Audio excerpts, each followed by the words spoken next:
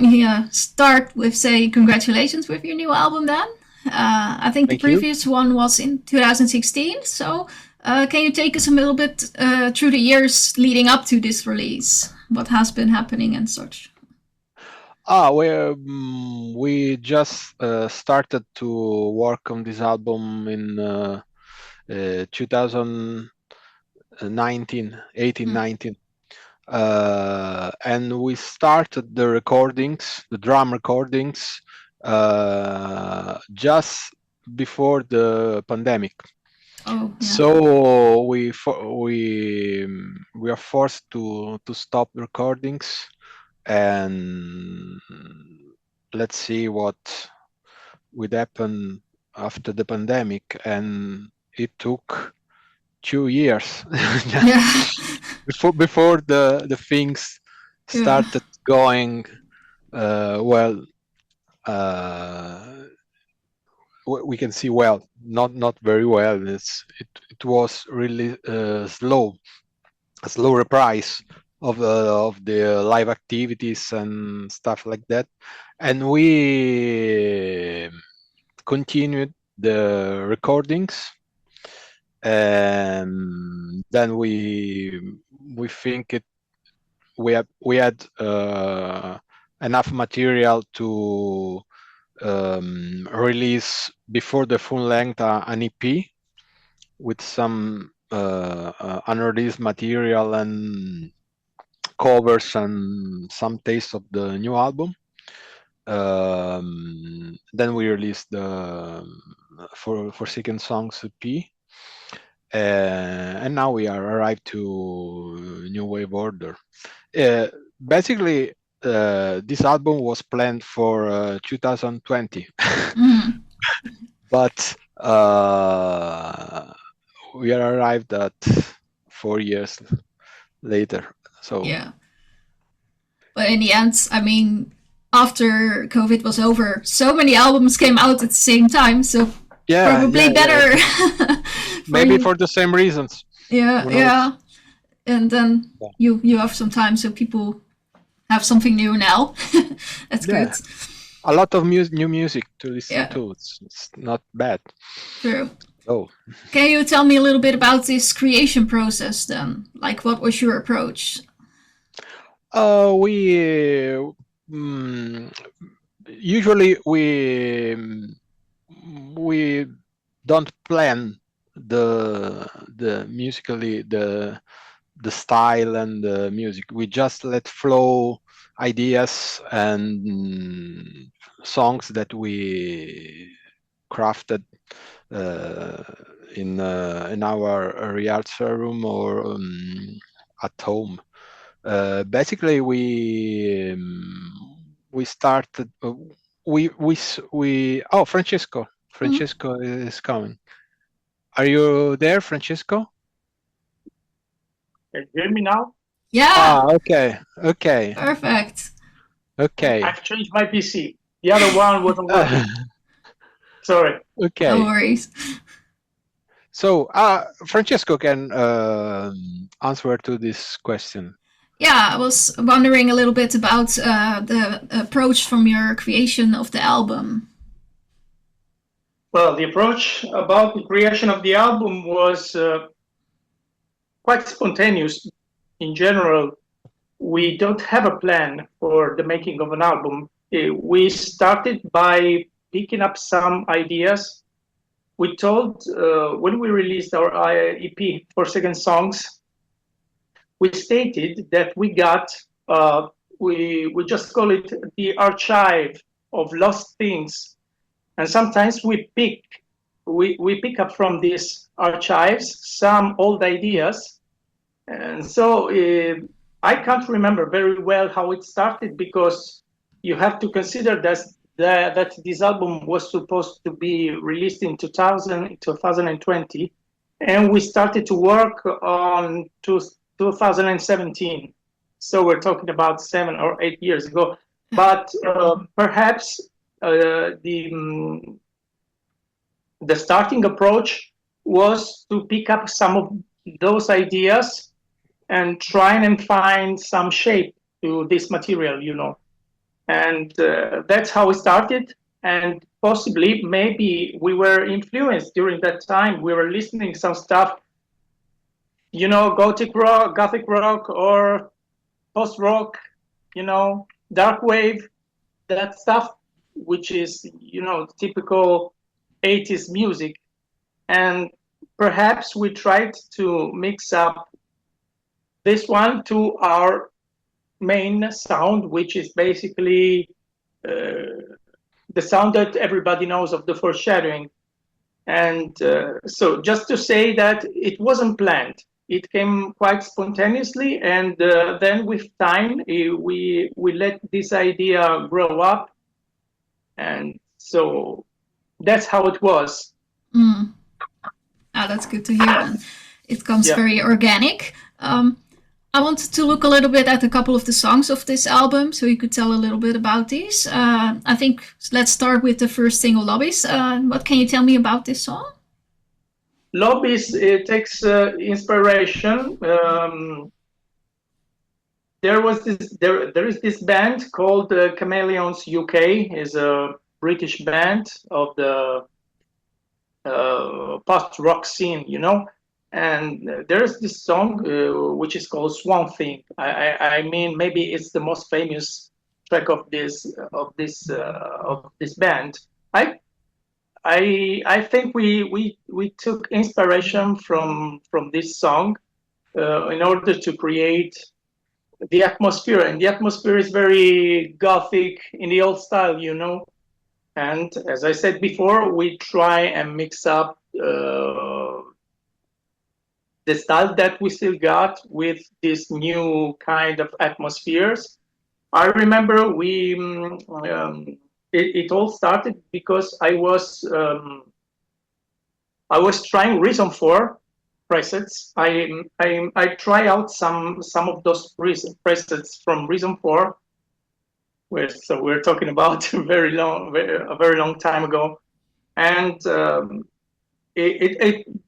inspiration came from this sound. I was trying this pad, which is the first note that you hear in the beginning of the song, and that's how, I don't know, then probably I try and mix some vocal lines that I had in my mind.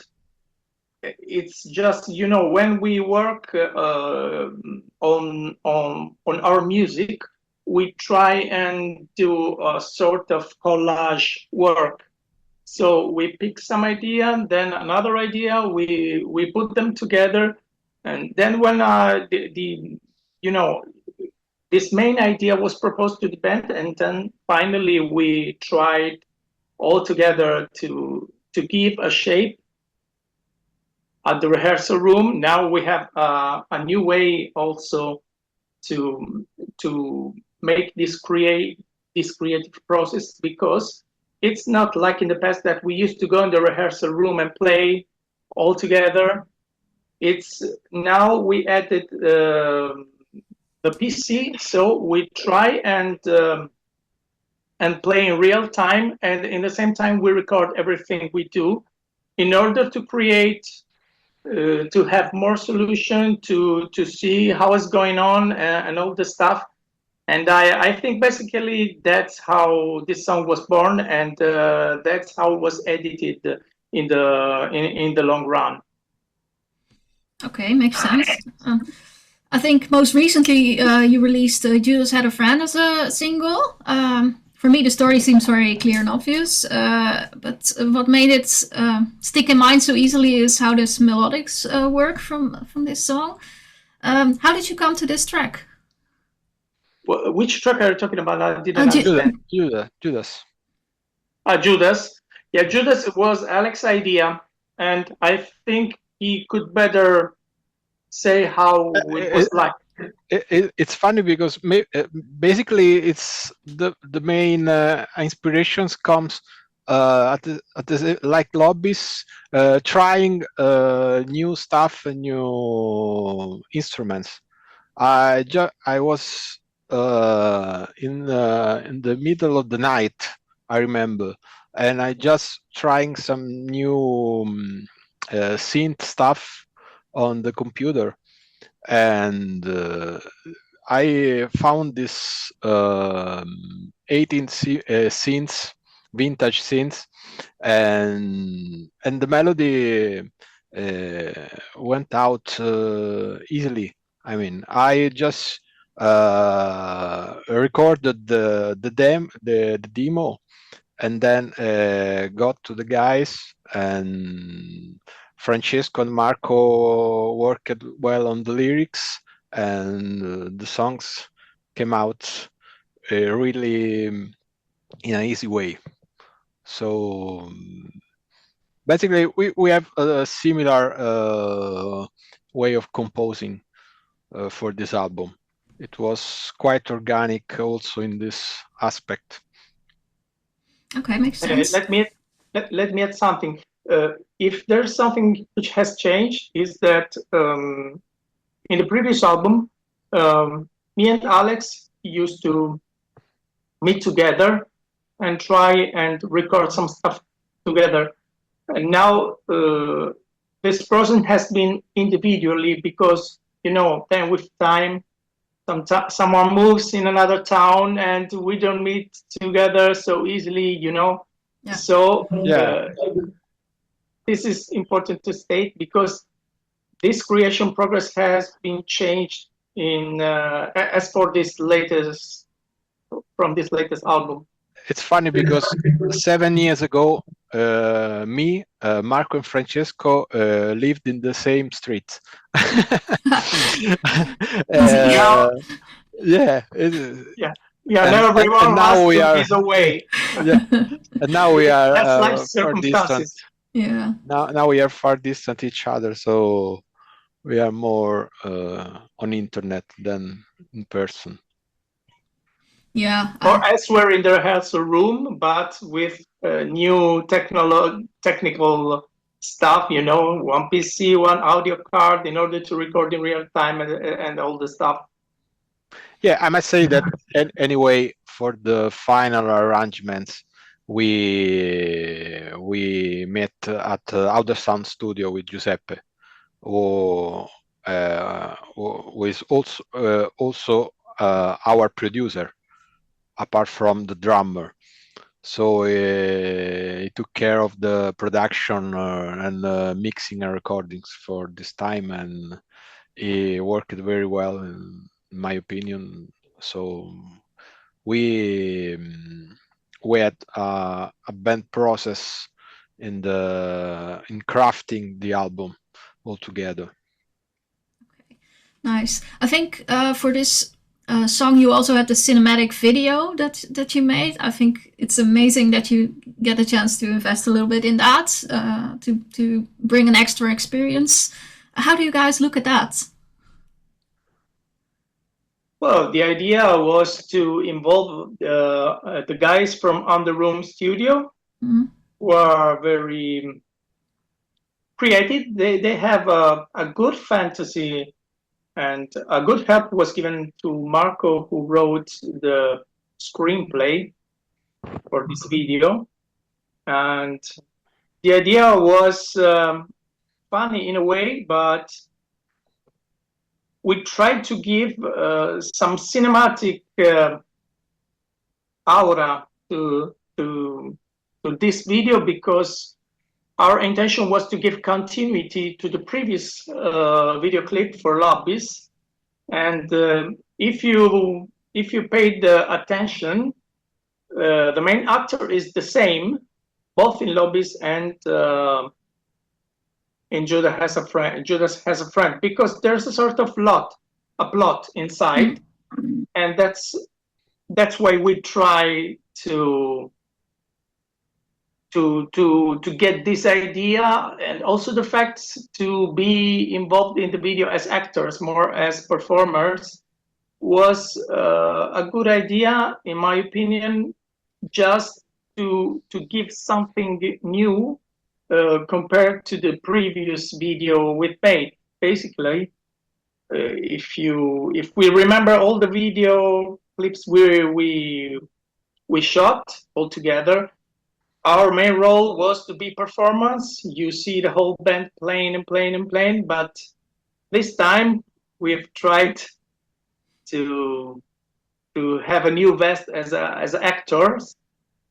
I don't know if we've been good or bad actors. That's the audience that has to say. But the overall result seems to be quite good, and because there's a good idea behind the video, and this is what it counts. I must say that the guys of Underroom Studio has been very, very patient with us, and yeah, it was funny. And another thing, another curiosity is that the internal sequence in this room, which is supposed to be a sort of police, I don't know how to call it, you know, was shot in a basement flat of a famous music shop in Rome, which is a piece of history for the underground scene in Rome in general.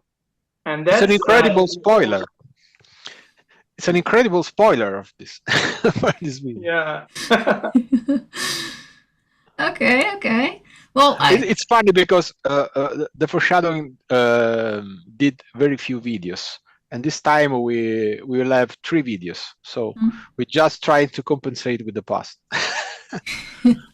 Well, I definitely noticed this that you had these work in, and I really like that.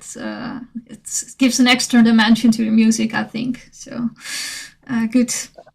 And the good side of these videos are there are, as Francesco said, there are tied together with like a sort of continuity, but they can work well alone, looking alone. It's the Foreshadowing TV series. Okay. Okay. Well, then I want to continue asking you a little bit about the song called Our Nightmares Call, because it's one of the ones that stood out most to me. Can you tell me a little bit about this song? Yeah, basically we have definitely to agree with you, because for most of us is the best track of the album.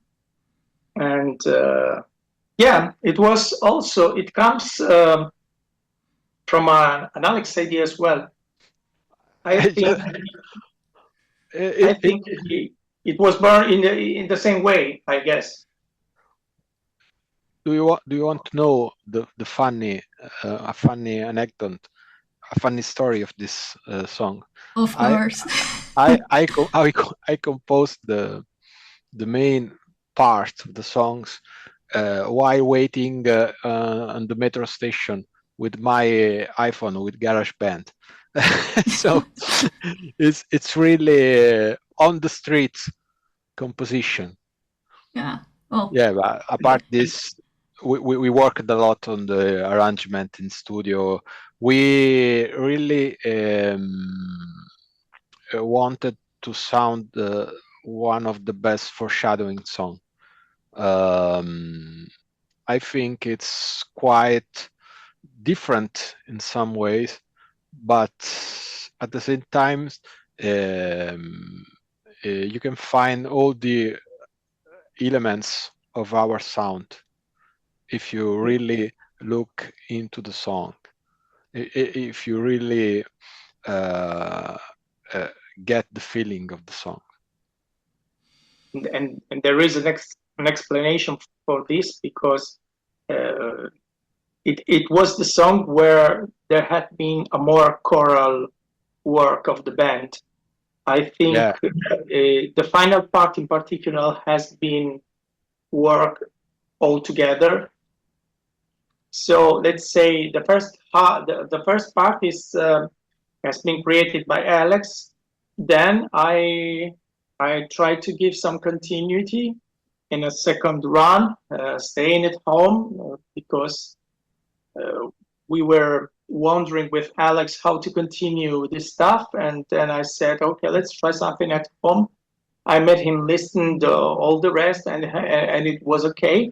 And after this, we took the final part. We we took care of the final part, always at the other sound studio at Giuseppe, and everybody took his part for the final part, which closes up the song. I think has been a very important job, and it took a lot of time to make it, but in the end it was worth it, because as I said before, it's the best work as for these albums, this album concerns. Can't wait to play live. Yeah, I was thinking that too. I think if people actually are like following you guys, they will love this song live, I think. Let's hope so, because Yeah. you know, it depends, because you know everyone might say different things. Sure. You cannot. Yeah, it's the world is always various, and each one of us has its own tastes in terms of music, and so. But this coincidence is a good hint for us. The fact that you paid attention to this track make us feel aware of the job we've done with this song. All right. I think I have one more track I wanted to ask you about, and that is Bound for Ruin. Yeah, I think it feels good in the line of the other three that I asked you about. So, what can you tell me about this? Well, Bound for Ruin was born. Sometimes I was using. There was a time I was trying to learn something about, you know, the making of a new sound with the synthesizers. So I've got a workstation which is the Core Kronos, which has a lot of potential.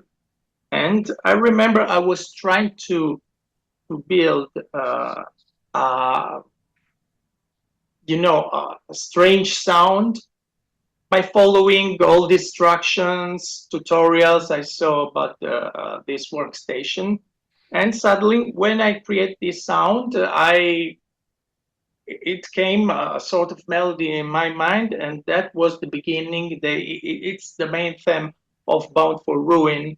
I think it takes a lot of inspiration by Ultravox. You know, if you listen to it carefully, you may find some resemblances to the Ultravox sound. We're very great fans of that band, and as you can see, there's a lot of 80s sound in this album, and it's wanted. It was just our intention to make a different album, and I think it's the most different album of the Foreshadowing in comparison to the previous ones. Bound for Ruin was born this way. Then Alex added the interesting bridge. I don't know if you. There is a bridge in the middle of the song, which is very doomy, which takes back to the foreshadowing of the past. So as you can see, there's always an alternativity. How can I say, between the new and the old sound of the foreshadowing, also in this song. And yeah, I'm quite astonished that you appreciated this song, because just consider that we were about to not to insert it in the album. And then at the last time, for a sort of coincidence, which I don't want to explain because it's a very long story, this song was saved in extremis, you know, because we're about in the intention of not to insert it in the album. Yeah, we wanted to use the track later for a single or another EP. Yeah, but at the end we included in the album because it sounded really well with the rest of the album. Well, I'm glad you did then. Well, I think I'm running almost to the end of the interview. I'd like to ask you the most inevitable question that I can imagine, I guess. Are you going to announce any tour plans soon? We would announce tour, but it's not up to us. It not depends by us. We just want to tour and play this album live as much as possible, but we will see if there will be interesting occasion to do it. We for sure we will try to play as much as possible. All right. Of course, yeah, and come back to Netherlands too, because we really enjoy playing there, and we have a lot of followers there, and we are really happy about this. Yeah, good to hear. Well, then I have nothing more to ask for this moment. Thank you very much for your time, and You're yeah, welcome. Thank you, Sabine. hopefully we'll see you soon on the road. Yeah, Yeah, hopefully. of course. Yeah, We hope to. let's keep finger crossed. Yeah. All right. Thank you, and